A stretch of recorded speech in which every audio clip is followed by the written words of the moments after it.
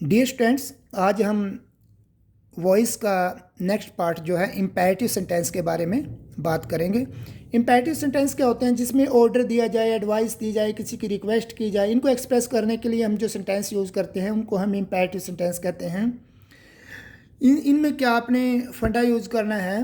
अगर सेंटेंस में वर्ब जो है ना इंट्रांजिटिव हो, वर्ब जो है ना इंट्रांजिटिव हो, तो आप इंट्रांजिटिव का तो पैसिव नहीं बना सकते। तो हम क्या करेंगे, ये ऑर्डर, एडवाइस, रिक्वेस्ट, एक्सप्रेस, इनका पैसिव बना लेंगे। इसको हमने यू, क्योंकि यू उसमें सब्जेक्ट अपने आप छुपा होता है इम्पेरेटिव सेंटेंस में, तो हम इसका पैसिव बना लेंगे you are ordered, you are requested. जैसे यहाँ पर देखो, स्टॉप नियर द ट्री। यहाँ पर स्टॉप इंट्रांजिटिव वर्ब है भाई। इंट्रांजिटिव वर्ब क्यों है यहाँ? क्योंकि यहाँ प्रेपोजिशन लगी हुई है नियर। प्रेपोजिशन किसके साथ लगती है? इंट्रांजिटिव वर्ब के साथ। इंट्रांजिटिव वर्ब के साथ प्रेपोजिशन लगती है और उसके बाद ऑब्जेक्ट लगाया जाता है। ट्रांजिटिव वर्ब में ऑब्जेक्ट ना डायरेक्टली लगाया जा सकता है, उसमें वहाँ प्रेपोजिशन नहीं लगती। ट्रांजिटिव वर्ब के बाद ऑब्जेक्ट डायरेक्ट लगाया जा सकता है, वहाँ पर आपको प्रेपोजिशन नहीं लगानी पड़ती। इंट्रांजिटिव वर्ब के साथ आपको प्रेपोजिशन लगानी पड़ेगी अगर आपने उसके साथ ऑब्जेक्ट लगाना है। यहाँ पर हमें पता है प्रेपोजिशन लगी है, तो कौन सी वर्ब हुई? इंट्रांजिटिव। इंट्रांजिटिव वर्ब का पैसिव नहीं बनता, तो हम क्या करेंगे फिर? ये यूज करेंगे। स्टॉप नियर द ट्री का मतलब हो गया यू आर ऑर्डर्ड, उसके बाद आपने ये एडजेक्टिव लिखना to stop near the tree. अगर भाई वर्ब ट्रांजिटिव हो तब हम क्या यूज करेंगे? तब हम लेट यूज करेंगे, फिर ऑब्जेक्ट, फिर बी की फॉर्म, वर्ब की third form. Bare infinitive use करेंगे, यहाँ बी की बेस फॉर्म बी ही यूज करेंगे। जैसे है स्टॉप द कार, यहाँ पर ये ट्रांजिटिव वर्ब है। क्यों? ट्रांजिटिव वर्ब के बाद सीधा ऑब्जेक्ट लगा दिया हमने, प्रेपोजिशन नहीं है। तो ऐसे केसेज में हमने क्या करना है? ये लेट लगाएंगे। लेट के बाद ऑब्जेक्ट है द कार, उसके बाद बी की फॉर्म, फिर वर्ब की third form stopped. Let the car be stopped. तो आपने ट्रांजिटिव और इंट्रांजिटिव वर्ब का ध्यान रखना है इंपेरेटिव सेंटेंसेज में। एक्सेप्शन होती है कभी कभी, जिसमें प्लीज वर्ड आए ना, उसको आप बस ऐसे ही लिख सकते हैं, यू आर रिक्वेस्टेड। इंट्रांजिटिव की तरह ही लिखना होता है जहाँ प्लीज वर्ड आए। प्लीज एक्सप्लेन दिस कंसेप्ट अगर ये आए तो आपने क्या करना है? You are requested to explain this concept. वो सिंपल ऐसे ही लिखना है आपने। उसके बाद भाई एक आप सेंटेंस देखें, let Kamal swim in the pool. इसमें स्विम इंट्रांजिटिव वर्ब है, क्योंकि इन आगे प्रेपोजिशन लगा हुआ है, द पूल इसमें ऑब्जेक्ट है, तो इंट्रांजिटिव का पैसिव नहीं बन सकता। और यहाँ पर लेट जो है ना, ये मेन वर्ब है। मेन वर्ब है तो लेट का यूज हम इम्पेरेटिव में करते हैं। ऑर्डर, रिक्वेस्ट हो तो पैसिव नहीं बन सकता। ऐसे केस में क्या करते हैं? ऐसे केस में हम लेट का जो ऑब्जेक्ट है, इस लेट का जो ऑब्जेक्ट है, जो है यहाँ कमल है, उसे सब्जेक्ट बनाएंगे, इसको सब्जेक्ट बना लेंगे।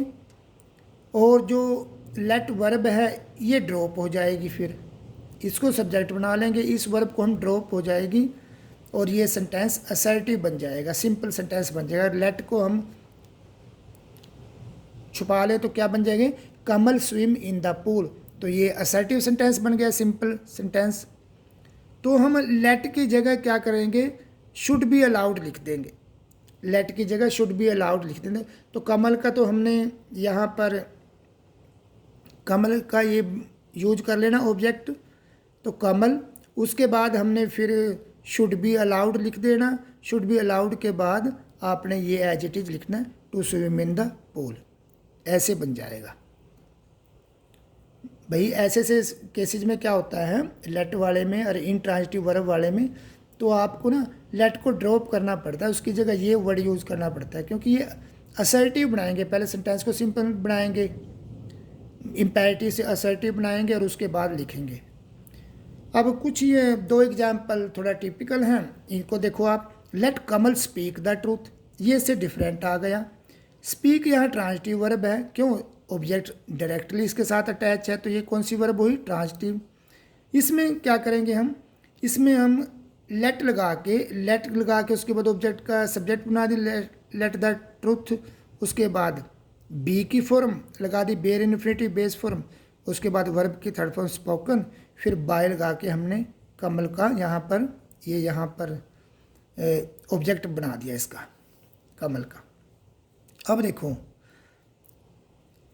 हमने यहाँ पर लेट का पैसिव नहीं बनाया, स्पीक का, to be spoken, be spoken, be spoken, to तो लगते ही नहीं लेट के साथ, तो बी स्पोकन बना दिया, इसका पैसिव इसका बनाया, लेट का नहीं बनाया।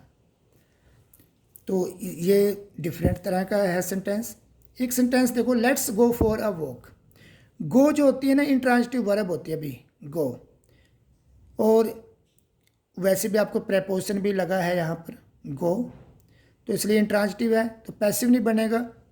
और लेट्स का मतलब हमेशा होता है वी, लेट अस कौन होते हैं, वी। तो हम लेटस की जगह सजेस्टेड लिखेंगे, क्योंकि लेट का यूज हम सजेशन के लिए करते हैं, कोई सजेशन देना हो ना तो लेट का यूज करते हैं, तो हम यहाँ पर सजेस्टेड लिखेंगे ऐसे केसेज में। जैसे तो इसका बन जाएगा let's go for a walk, we are suggested, indefinite tense है present, we are suggested to go for a walk, to go for a walk. तो लेट्स की जगह हमने क्या लिख दिया, वी और सजेस्टेड, तो वी सजेस्टेड है तो पैसिव में क्या बन जाएगा, वी आर सजेस्टेड। अब जब ये लिख दिया हमने तो ये सेंटेंस गलत हो गया। अब क्योंकि अगर हम किसी वर्ब को पैसिव में लिखें जैसे ये है, तो उस वर्ब का जो सब्जेक्ट है, इसका जो सब्जेक्ट है वी, वो अपने आप तो डूअर नहीं हो, वी आर सजेस्टेड, हमने अपने आप को ही सजेस्ट कर लिया, ऐसा तो कभी हो नहीं सकता। सजेस्ट तो हम दूसरों को करते हैं, अपने आप को तो नहीं करते, तो उस वर्ब का जो डूअर नहीं हो सकता, इसलिए ये सेंटेंस गलत हो गया ऐसे बनाने से। तो ऐसे केसेज में जब हम कन्फ्यूजन में हो तो हम इट लगाकर यूज करेंगे। सो वी आर सजेस्टेड की जगह लिख देंगे इट इज़ सजेस्टेड। जब इट इज़ सजेस्टेड लिख दिया हमने तो उसके बाद हमें कंजंक्शन लगाएंगे, बस यहाँ दैट और उसके बाद we should go for a walk, क्योंकि शुड भी उसके लिए सजेशन के लिए यूज होता है ना, तो we should go for a walk. तो इस तरह से ये सेंटेंस बनेगा, let's go for a walk. ये मैंने थोड़ा समझाने की कोशिश की है, इसको एक दो बार पढ़ोगे तो आपको क्लियर हो जाएगा। फिर हम इट लगा के यहाँ इस वाले का इट लगा के और दैट कंजंक्शन के साथ हम दूसरा पार्ट इसके साथ जोड़ देंगे, तो ऐसे बनेगा। थोड़ा टिपिकल है लेकिन इंटरेस्टिंग है। Okay, thank you.